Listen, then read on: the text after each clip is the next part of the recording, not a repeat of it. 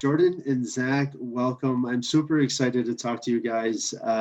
Jordan and I are just meeting for the first time, so I'm super excited about that. Zach and I met once before at a chamber meeting where, Zach, you were talking about the business and just kept mentioning community and what that means to you and your family and the long history that you guys have in the marketplace. And so immediately after that, I was drawn to really wanting to understand what that is and just how you guys give back to the community in such a generous way. And so here we are. So thank you so much and welcome. I'm certainly happy to be on here and I appreciate your time. Absolutely. Thank you. And like I said, Scott, I enjoyed our conversation and I wanted to involve my sister in this, who is the president of our company. I'm recently back into the business after a lot of years being away. Our father started this business, but we're actually the fourth generation in the grocery business in our family. And That's awesome. It's pretty cool. I mean, I'm coming from New York and then Boston before that. Jordan lived in Boston years ago as well. Doing a bunch of different stuff from real estate to retail to whatever it is, whatever it is, and I'm excited to be back in Connecticut and contributing and drawing from my experience. So you mentioned you kind of growing a fourth generation. Was this something that either of you thought you would be doing as you were growing up? No, absolutely. No. And thank you very much for having us. I really appreciate it. It's wonderful to meet you. No, I think, we were sort of born into the business, fourth generation. So on our father's side, so our paternal great grandfathers had markets, small markets in the Springfield area. One was a meat wholesaler. So, horse and buggy, peddling their wares, around Springfield, Mass. And that's fantastic. Do you guys still have some pictures from some of that? We do. In fact, our company is named Waverly Markets, and it's after our great grandfather Jack's Waverly Market on Waverly Street in Springfield. Oh, that's great. That's excellent. Anymore, but it's right near Bay State Medical Center, and every time I go there, if I have to be in that area, I drive by the site of where it was. So, I think it's important too that we say that we own ShopRites. I don't even think we covered that. Or we own ShopRites that's through East Hartford and Vernon. But the company name is Waverly Markets, and that's where. Gotcha. And it'll be helpful for people to understand that ShopRites are not like a Big Y or a Stop and Shop where it's owned by one organization. They're kind of like franchised out. Is that what? It's a co-op. Co-op? Okay. It's cooperative. So we belong to a co-op.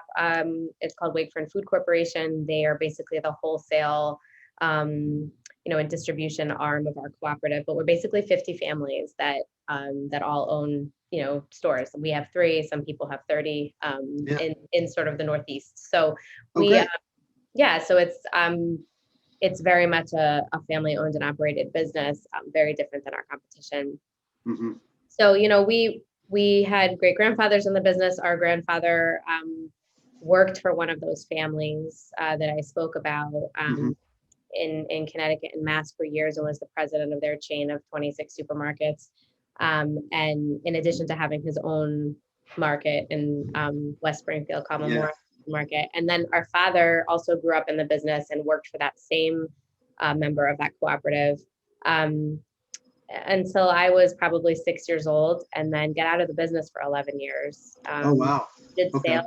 He was in, it was sort of the beginning of, computers and technology. And he was writing software and, just doing something completely different. And when I was getting ready to graduate high school, he, there was a ShopRite that was sort of in the neighboring town that was for sale, and he started the process of becoming a member of this cooperative and buying back sort of the first store he opened as a district manager, working for somebody else in 1975. So it was like coming home. Which is where we're sitting right This now. is actually where we're sitting right now, is in our. Oh, that's fantastic. That's, and that's such a great kind of like story, because I think that it allows you to kind of understand that it's like, okay, well, he grew up in the business, I'm sure, as well, and then started to kind of experience and maybe want something different from himself, but then to say, okay, let's go back and take all of this information that I've gained and all of the knowledge that I've gained and then build something else. Yeah, and I think that, it's very interesting. Both sides of our family, so both of our parents come from people who live their lives serving others. So, whether it's at work or in the home, that's sort of the way that it worked. So, when our father got back into the business, I sort of, worked in a summer capacity, doing the books and learning everything I could. It was not my first job. I worked for other people first, which I thought was very important coming into the family business. And then I went to college, and on summers I'd come home and work when I was home, but I was in a totally different track. I was, studying psychology and Italian. Oh, okay. I lived in Italy my junior year of college. I had absolutely zero. Oh, that must have been a fun experience. Where were you in Italy? Yeah, I was in Padova, which is about 20 minutes south of Venice, and it was amazing. Let's just put it that way. It was one of the greatest experiences of my life, and Venice is just so amazing, with just the stepping off the train and then just like out onto this platform and steps and just water. It's my favorite city in the world, and I miss it often, and it's not the same Venice anymore, unfortunately. Oh, really? Yeah, I mean, a lot of it's underwater, and I do hope to bring my children there one day. Hopefully they'll figure this out by then. But yeah, but I was studying other things. I was either going to teach Italian or be a psychologist, and I had zero intention of being in this business. Yeah. I went to Boston University and lived in Boston. I just figured I'd stay in Boston, loved Boston, never wanted to leave Boston. I was working. Right. Like, I mean, when you're in a big city like that, it's in, whether it's Boston or New York. I went to school in Boston and had zero intention of leaving. Zero intention. Yeah, then you just figure out, like, I was working for a marketing company in Faneuil Hall. I was like living a really great life, graduating from college. I was like, and then I'm like, you know what? I really want to go to grad school, and I just couldn't afford to do it and live in the city. So I moved home back to Connecticut, said to my parents, I'm going to apply to grad school, apply to some MBA programs, and shift gears a little bit. And I'll work in the business while I'm at home living with you and saving and going to school. And I just never left. Yeah. So it was a great laboratory, I can tell you that, for my MBA. But never anticipated still being here. Kind of being in there and yeah. And Jordan, sorry, I didn't mean to. I was just gonna say, and you also had kind of this whole other path, right, as well, right? Like you were out doing a lot of different things, and you just recently came back into the business. Oh, me? You talking? I'm sorry, Zach. Yeah. I said Jordan, but so exactly. So I mean, we both. And the company that Jordan said she was working for in Boston was the company that I also worked for as well. Family friends of ours who were up there, and we had the opportunity to work in an office in a professional setting there, which was really helpful during college. I went to school there. I studied philosophy, and I played a lot of music in Boston, and I had intentions of, staying within. I worked in the fashion apparel industry and wanted to kind of create a path and a career within that area. And I ended up meeting my now wife, and who was from the Boston area but lived in New York, and then that brought me to New York, and then. A lot of different things happened, and I worked in a few different industries, mainly in real estate in New York, in commercial real estate. And then, the last 18 months happened, and it made sense for us to come back to Connecticut. We just had a baby, and oh, congratulations! Thank you so much.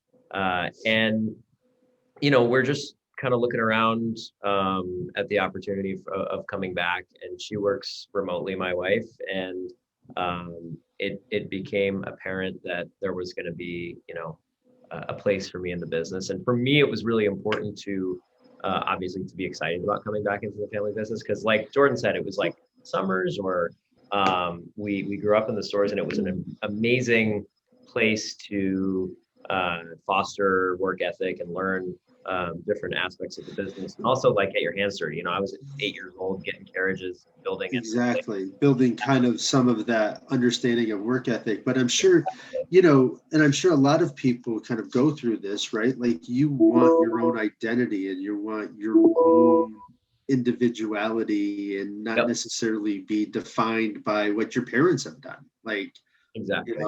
But now it's probably very kind of therapeutic and feels amazing to kind of take something that they have started and then turn it into something that you can not only continue but expand upon, right? Like, that's a really wonderful way of putting it.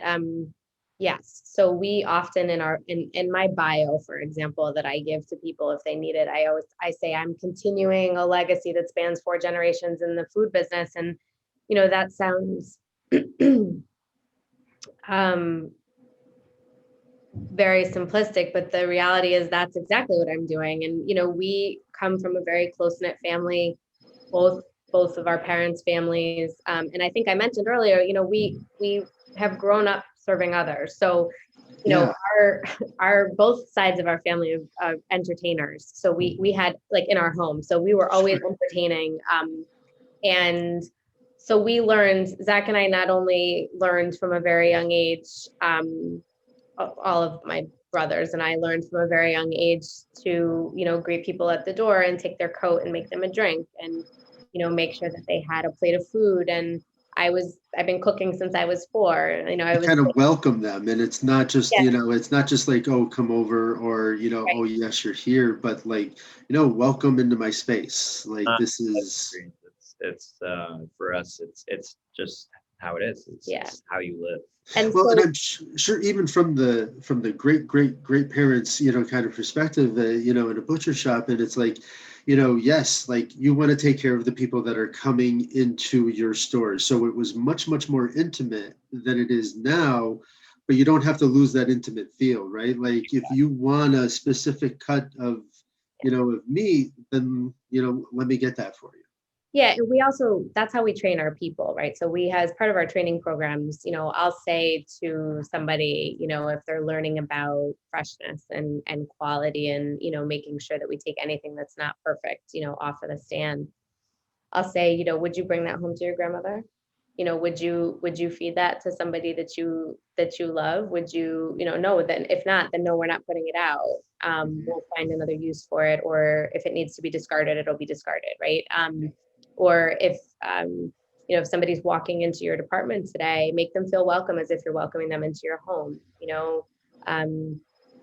Ask them if you can get them anything. Have they found everything on their list today? Is there anything else that you can help them with? So we take a lot of the lessons that we learned at home. It's hard now, excuse me, because we've grown, right? We're 3 stores now. We started off as 1, and there are a lot of, wonderful benefits to growth. And it's also, you're only one person, right? So you can't really. And so there's some challenges too. Yeah. Yeah, like there's absolutely. So we've built, a wonderful team that we're so proud of in all 3 of our stores, that extends the same courtesies, not only to each other, but to our customers and to our greater community. And that's important, right? Like not only to each other, but then, so it's not just, it's okay. If you've got just an individual that cares about people, then they're going to care about their employees and, the people shopping. And that's just as important. My favorite part of the day, of the week, is when I have, a member of my team approach me or send me an email and say, hey, Jordan, I found that there's this new organization in the community and they're in need. They need whatever it is, right? Whether it's, food, or it's, recently somebody came to me and said, there are these shelters that need pet food, and we need, and whatever it is, and they say, I really want to get behind this, right? I want to do a drive in the store, or I want to donate my time, or I want to put together, these bags of essential items that customers can purchase, then donate. That's a wonderful, extension of what we do, to know that at any time in any of our stores that we have people that are empowered to make those decisions and to take care of our community. Which is pretty unique. I mean, that's really goes through just, again, such an amazing, rich history of just giving back to others, because I'm a true believer that, right, we all have something special inside of us, and we need to discover it, develop it, but then give that back to the world. So the more that we continue to help other people, the more we get in return. And it's even on a selfish side, like, I get great satisfaction from helping somebody where it almost feels like, geez, I'm getting more out of it than they are. But then in return, I know that I'm going to get help when I need it. And that's, it's a powerful thing for people to feel, to, obviously understand it, but then to feel it from you guys is amazing. So that's a great wonderful. Recruiter, Scott. What's that? You must have been a great recruiter. Sometimes some of the positions went a little bit longer, but I was always intent on making sure that it was an amazing match for both people.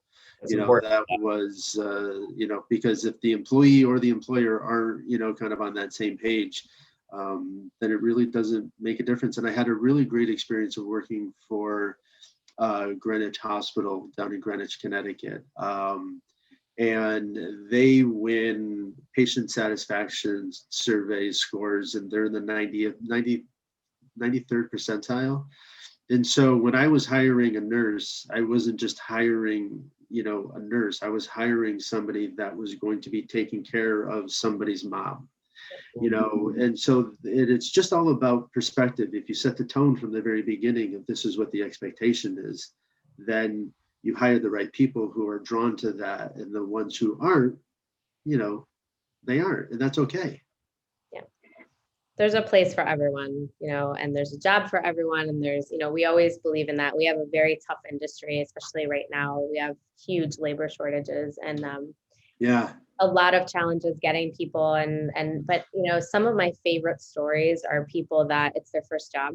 And so they spend a couple years with us, and they learn how to communicate. They learn how to connect. They learn how to serve. They learn all of these great life skills, So I would imagine, obviously, these past few, times have been extremely trying, working through COVID, helping your employees and the community through COVID.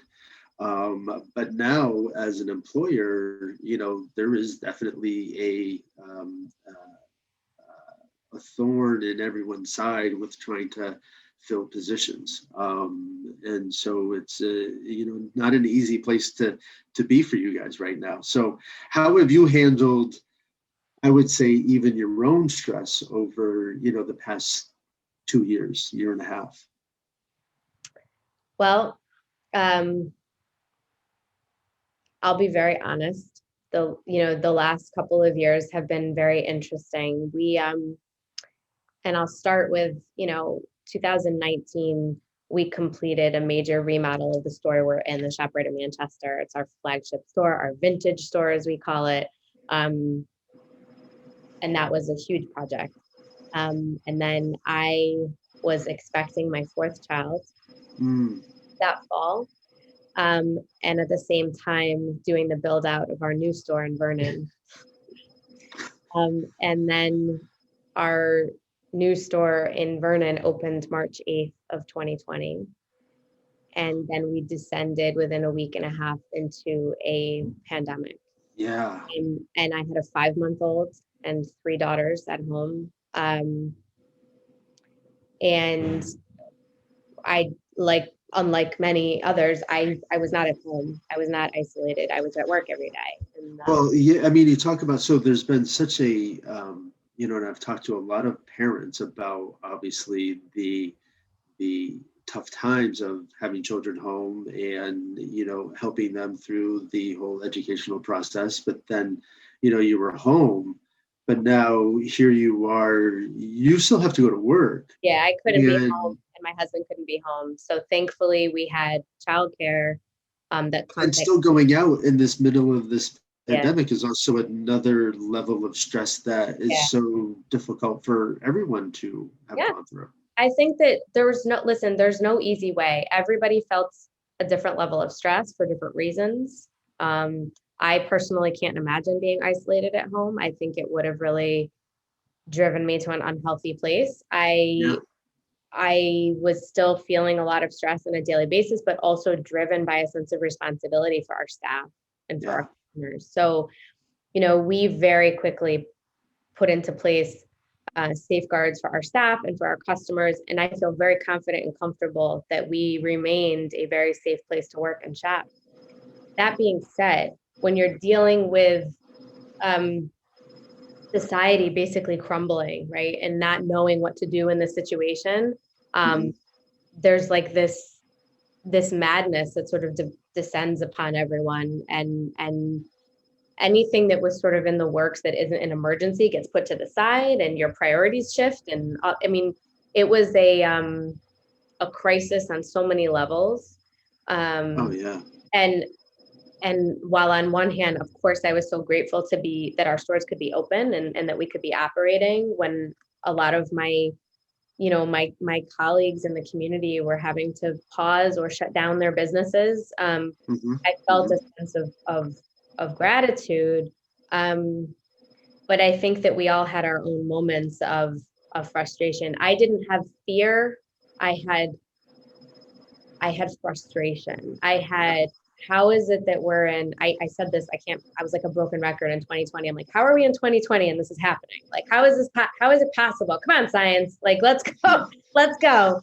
Um, But I love that when you're kind of driven with a purpose, like you guys have about helping others and doing all of that, you're able to kind of push through and handle different things. I was just having a conversation about stress, right? Like we're able to handle the stress that we have until we handle the stress that we don't know that we can handle. And that means that it's like, okay, the more that we put ourselves into stressful situations, then we know that we can handle that situation. And so, you know, being able to, be this mom of three, then four, of remodeling stores and doing this, it continues to allow you to understand that, you've been through a lot and you continue to be able to manage the situations. But I only mentioned the self-care thing because, a lot of people lost themselves and, you kind of are so busy taking care of other people, which is how all of this started. I took care of my mother for 6 years who had Alzheimer's. And at the end of that, I just realized that while I gave her 100%, I wasn't 100%. And so the more that you take care of somebody, she wasn't getting 100% just because I wasn't there. So the more that you take care of yourself, you're then able to then, pass that along to others. And some of that is just being driven by the fact of like, yeah, I want to be able to help. And so how do I do that? yeah, I think I'll be really honest with you. Last year, so I turned 40 in May, and Okay. we were in the heat, like the really the height of the pandemic, right? And I spent the day with a wonderful team of my staff at Food Share at Rensselaer Field, just feeding people, like just filling their cars. I said, Yeah. I want this. I also was like, obviously, I wasn't really looking forward to turning 40. So I was like, I don't want this day to be about me at all. And so I found that, and this is not, I'm just being honest, like Yeah. sometimes when you're in your head too much, you just have to perform an act of service. And Hmm. so I realized that I'm sitting here complaining about something as ridiculous as turning 40, which I should be grateful that I've had another year, right? And I don't want this to be, nothing should be about me. It's about the fact that there are people, the pandemic didn't stop hunger. Yeah. It didn't, and in fact, it plunged people into Hmm. economic despair like my generation has never seen. And so, we were in a position to help. Like we continued to donate food, which we do anyways, but getting out there and doing something and sort of getting out of your head, to me, that's a form of self-care because, and I think that we spend time, and I think, again, everybody had their own way of dealing with COVID and its disastrous effects.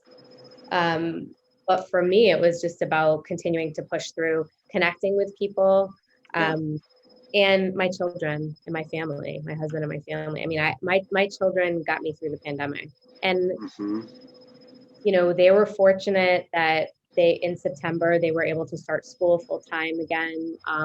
So I think that was great for them. But coming home every day in the middle of a pandemic and seeing these resilient, beautiful faces looking up at me, and they learned how to bake on their own, and like that's so fun. There'd be like a banana bread waiting for me, and I at one point, no, I mean it was delicious, but at one point I was like, please stop giving me. Please stop making things so that it's but I love the fact of you just kind of mentioned kind of giving back, because I think that, like you said, we all get lost in this space sometimes, and it helps you put things into perspective. And perspective is really all that we need to kind of change, how we're feeling when, we're like, oh, I don't have this or I don't have that. And then you see somebody who does not have something that you take for granted, helps you get a lot of perspective in life. And so that as your North Star, kind of. I mean, I kind of center you. Yeah, and then it gives you that sense of gratitude that, like, hey, I'm just grateful that I have this, and maybe I don't have to worry about that. So it sets a level of gratitude that I think helps just people maybe like, okay, it's not about, like you said, it's not about me right now. It's about what I can do for other people. Two things so first of all, nobody understands how she does any of this. 4 kids, the president of the company, that it's freak of nature territory, and she will never speak about herself the way that we all want to celebrate her. So we're all like insanely proud of everything that she does. That's awesome. Second piece is when she talked about what she was doing at Rentschler Field on her birthday. I think one of the biggest things that struck me about that, and look, at this point, we're still in New York, and kind of, also being, my wife and I lived in Queens, one of the hardest hit counties in the country. And it was like really difficult to be there. And then we kind of escaped to Connecticut for a little while, and we're kind of going through our own mission and figuring out what we, trying to gain some perspective on what we really wanted and what direction we were going to head in. I think I told you, Scott, initially, like both of us were working with clients in the events world, and the events world was overnight gone. And my wife works, thankfully, with a lot of nonprofits, and they had to switch to virtual stuff. But what really struck me about that, and everybody being hit by this, was you were at Rentschler Field doing this food share thing, and there are people pulling up in like Audis and BMWs and Mercedes for like popping their trunk because they lost their job. And this is, it's not the typical people that you're seeing drive through this type of thing. So that was like jarring for me to hear, that it's like people showing up in their, $60,000 cars, like popping their trunk. They're like, we're hungry, we need food. So I think one of the most amazing things about service, right? And that is in whatever territory you're in, right? So whether it's fighting hunger, whether it's, mental health, addiction, physical illness, cancer, anything you think, like, you take all the judgment out of it, right? Like, oh, well, that I didn't think that person was going to need this, or whatever. We are all in need. And if one of us is in need, to me, we all have to stop what we're doing and figure out how to take care of people. So that day for my staff and I, we saw people entering that line that we didn't expect. And I'll never forget the leadership at Food Share saying to us, don't look at their cars, don't look at anything. Like, this is this is what's happening right now. They're losing everything. They've lost their job. They might lose their home. This is what's happening. And, you know, some people, I think naturally just, I don't really judge what's in front of me. If you're hungry, you're hungry. Like if you need food, like that's, but there are people that need to be told that, and people who needed to understand that, you know, people's lives changed overnight, and you could not judge the situation they're in, how they felt about it, what their fears were. And it was such an amazing lesson as we now, I think, are coming through COVID, and sort of coming out into a different reality now. Mhm. You can't ever unsee what you've seen, right? And it's like, if there's any issue in the community, COVID or not, because I'd be happy to just put COVID to bed and like never talk about it again. Yeah. But if anything that you see that's not right, like you can't unsee that, and you can't. And it's just, it's help and support. And, you know, the more that we do that and the less that we tear each other, you know, and break each other apart, then, you know, we all get what we can, but we all have to focus on, you know, what's meant for us and stop worrying about what's meant for somebody else. And, you know, the more that you just follow what you want and where you want to go, just the happier we are. Yeah, definitely. Excellent. Well, I think that that's an amazing place to kind of, you know, kind of segue and kind of wrap that up, because I think that, you know, you guys are tremendous. I feel like I could sit and talk for a long time. So I don't, you know, again, I don't want this to all of a sudden go on to like an hour and a half, because I'm immediately drawn to what you guys are doing, even more so than when I heard it from, you know, the 30 seconds that I got before. So thank you for all that you do. That's not enough for all that, you know, that you did through COVID and what you will continue to do in the future. It's admirable, and you know, keep doing it, because there's a lot of people watching, and people watch actions more than they really understand. And so thank you for all of that. Thank you, Well, Scott. thank you. We appreciate it. And again, you know, for us, it's about giving with both hands, and we are now in a position where we have more resources to feed our communities in the way of, you know, our delivery services and our pickup services, and we you know, we accept SNAP, EBT, and EWIC funds, and all that stuff. You can use those dollars as a participant of those services in our stores. So again, those are a lot of things that people don't necessarily know. And like Jordan said, with our Vernon store, you know, without a pandemic, we would have been having these big celebrations, and having chefs out on the floor and cooking and everything. But all that stuff is still to come. And we're excited to chat with you, and hopefully chat in the future. Yeah, it'd be great to have you guys back on. And again, I love your stories. So the more that we can share, the better off everyone will be. So thank you. Thank you so much. Thanks, Scott.